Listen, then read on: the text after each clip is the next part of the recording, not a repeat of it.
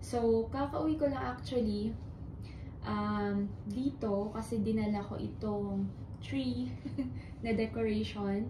And bumili lang ako ng aking dinner and ng cocoa.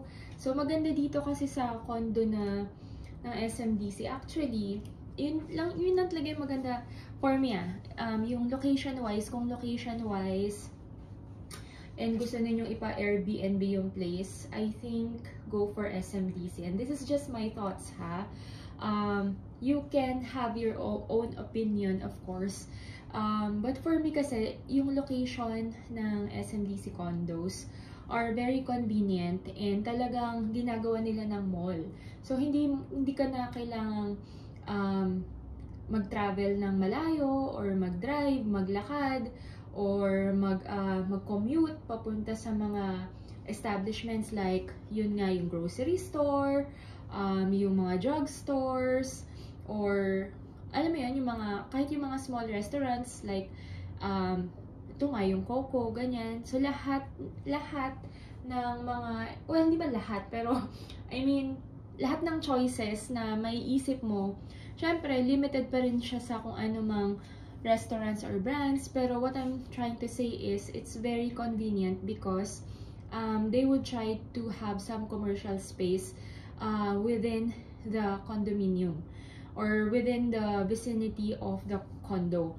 So it will be easier for the people who's living in their condos to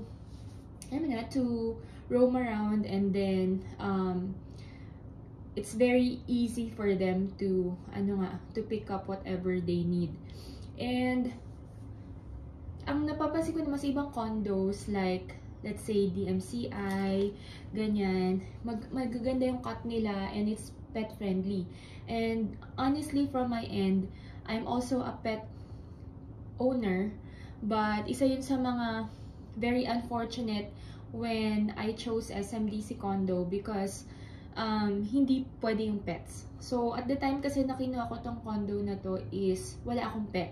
So, because of the pandemic, alam niyo naman, nagkaroon tayo ng mga parang ways of dealing with our mental health. So, I think hindi lang naman sa akin, but for other people din, nagkaroon sila ng pets during the pandemic. So, unfortunately, nakuha ko na tong condo na to during the pandemic days. Kaya, hindi ko na-consider na gusto ko pala ng something na pet-friendly. So, yun, isa sa mga consideration na kailangan ninyong tingnan when choosing a condo.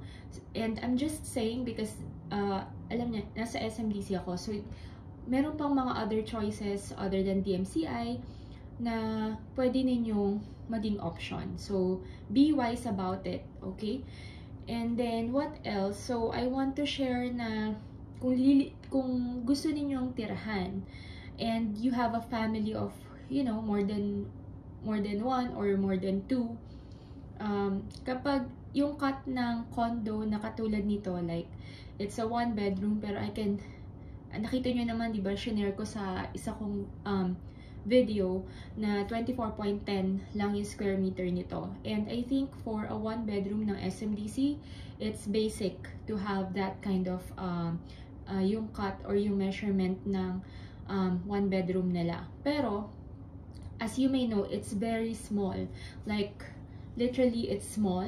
So, sa akin, since I know ako lang naman, and then eventually siguro if magkakaroon ako ng family, so I'm not sure, di ba? I'm still, kumbaga nung kinuha ko tong condo na to, ako lang mag-isa. And ngayon naman is, ang plan ko is tirahan siya. And tingin ko hindi naman siya masikip for one or two person, di ba? Or people. So, you might want to consider that. Kasi if you're a family of 4, let's say, meron na kayong 2 anak, ganyan, this space may not be enough for you. So, but kanya-kanya naman tayo ng, kanya-kanya naman din tayo ng gusto, or kanya-kanya naman tayo ng, kumbaga, situation sa buhay. So, it depends on you kung gusto nyo siyang i-consider. But, DMCI or other developers like maybe Ayala, Alveo, you know, those kind of condo developers, you can also double check kung better yon sa lifestyle ninyo. So, because yung cut ng condos nila are bigger compared to this one. So, I consider this as a small studio unit. So, yun. Siguro yun yung mga few tips na pwede kong ibigay. By the way, nanonood ako ng It's Okay Not to Be Okay na remake. So, it's Ann Curtis, di ba, yung lead na babae. And si Joshua yung guy. So, anyways, I'll continue watching. And I hope na nakatulong yung few tips ko of choosing a condo. So, yun lang for now. Bye!